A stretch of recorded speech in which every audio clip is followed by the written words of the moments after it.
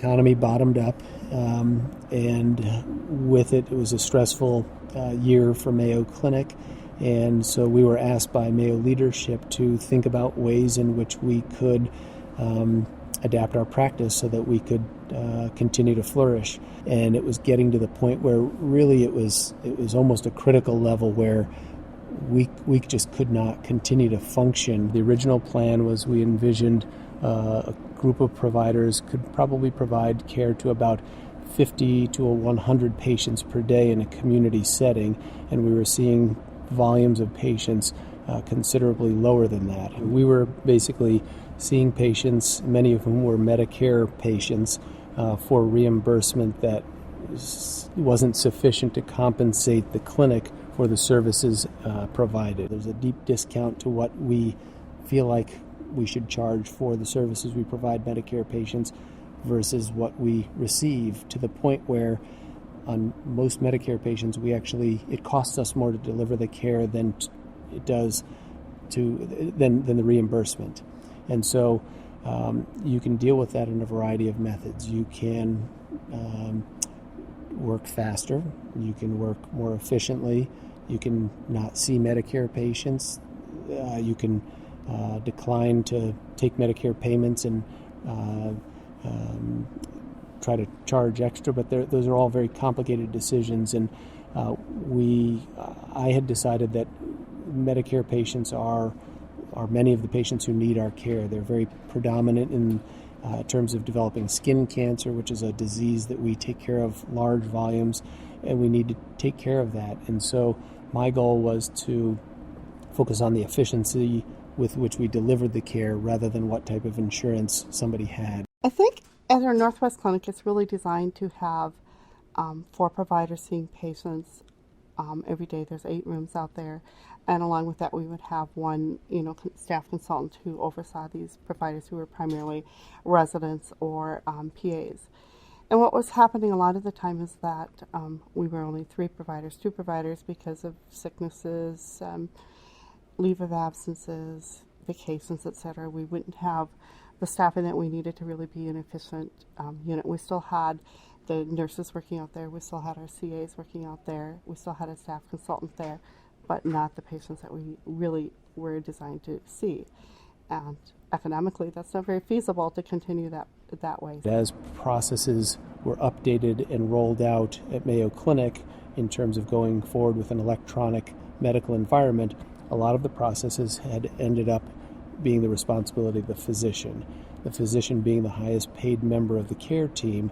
That decreases the fiscal efficiency of the care delivery. The first step that happened was that the physicians started looking at the issue. We had Dr. Otley came on as our new chief of staff and looked at the issue and said, this has to change. So we asked the Center for Innovation, while we're doing the RIOS project, can you work with us to think about the other aspects of our practice and maybe enhance and bring some of the lessons from RIOS into our community dermatology practice and make that more efficient. With the RIOS project for dermatology, we went first to one of their locations, their main downtown practice, and we went through the observation brainstormings, the synthesis, and then we went there and prototyped. The Center for Innovation was an outsider coming into our department, seeing things with a blank slate, not having any preconceptions of what I can do and what I have to do and what I've always done. And they were really a kind of a wild card player in our discussions. They'd question anything. They'd question anybody.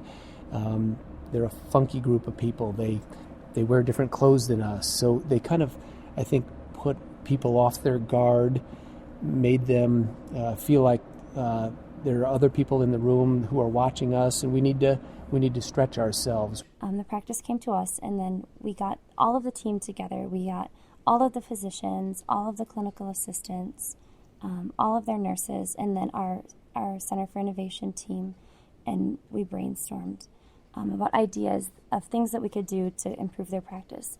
What we did was imagine, as the RIOS project was doing, all the different roles within the care visit. And we broke those down into an exhaustive list of all the different steps required to take care of a dermatologic patient. And then we asked the simple question in conjunction with the Center for Innovation, who can do all those different steps? We wanted to analyze the different roles and assign them to people who may not be currently doing them, but were qualified to do them, and reconfigure the care from a physician-directed, led, and implemented practice to a physician-guided but team-delivered care visit. That was goal number one, was try to eliminate some of the administrative burden that these providers end up doing all day, every day. The next pain point was, were we using the right people? Were the right people doing the right job? What the nurses were doing, were they doing things that only nurses could do, or could somebody else do part of their job? Can we provide them some support so that they can provide our providers support? There was a lot of fear in our department, I think, about what we were going to do. A lot of nervousness. They're going to make me do different things. They're going to make me do things I am not qualified or not prepared to do. And we had every intention of challenging people to think beyond their current level of comfort, but we also wanted to respect the boundaries of their professional skills. When we first started, I think the first step that we really did is that the CAs, the desk attendants, started being the ones who did the medication reconciliation out there when it had been a nursing role. Medication names are confusing. Medications are a real important part of patient care, and they can be dangerous if they're not done right. And so we work through the process of having them do what's called medication reconciliation, where we actually verify exactly what the patient's on prior to the visit, so we're sure that when we prescribe something or change their medications, that we don't cause untoward effects of their current medications with addition or changes to the medication list. Being a clinical assistant, it's just really hard for them to change sometimes. And like I said, if I can keep them open to change and just tell them this is very temporary, and if this doesn't work, we're not going to continue to do it. But if it works well and it helps you do your job, then we're going to make it better for you. They were trained on it initially on how to do the med reconciliation, but they hadn't been using it. They weren't being used to the full of their scope. So when we came in, I had to do some training to get them up to speed and back into the flow of how to use that program. And that was definitely a barrier, but it took about 3 days of me training them on that, and they were pretty efficient, and it made a really big difference in the practice. So the desk attendants were doing roles that traditionally had been some of the things the nurse did, or even some of the things that the doctor did, and they could do it, and it wasn't violating any scope of practice issues. It was just violating tradition and comfort zones, which we needed to do. One of the biggest pain points for the nursing support was their scope of practice. Many times they were being asked to do things outside of their scope, or things they weren't comfortable doing, and then also many times they were doing things that were very below their scope of practice, where they were cleaning rooms, and we don't need nurses cleaning rooms. That was probably one of their biggest pain points, was their actual role and the definition of their role and how they were being used.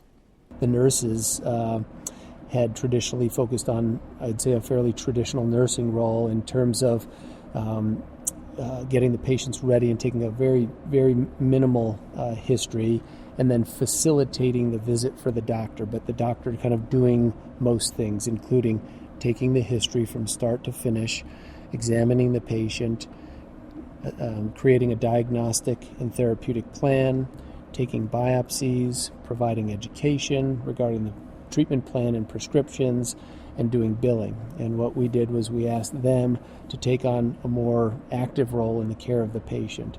Before we would do the biopsies, but we really didn't do the paperwork associated with that. Was a physician role.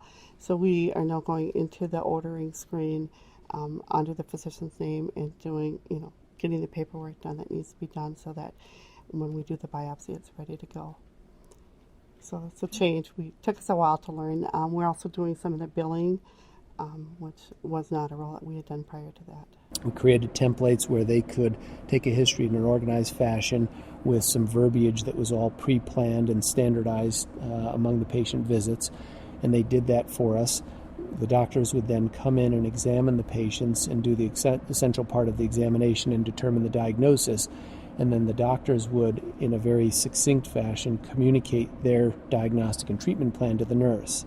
Now, the doctors used to spend a ton of time documenting everything and doing a lot of implementation at that point. And at this point, the doctors would leave the room.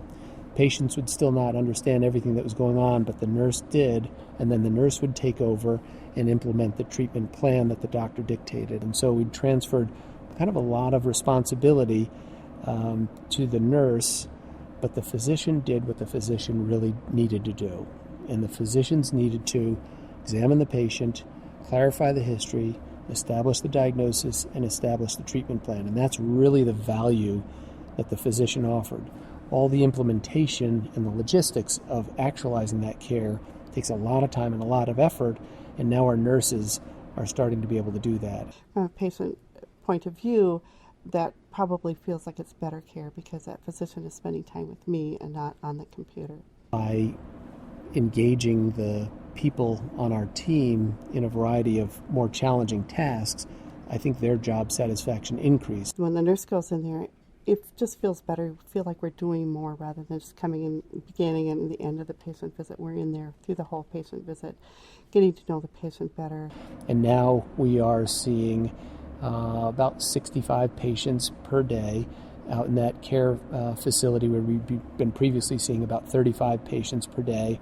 And we have expectations that we're going to be going up to probably about 85 patients per day. It's been a really satisfying process, and I think if it hadn't been for the Center for Innovation kind of coming in as a wild card, it would have been a bigger struggle.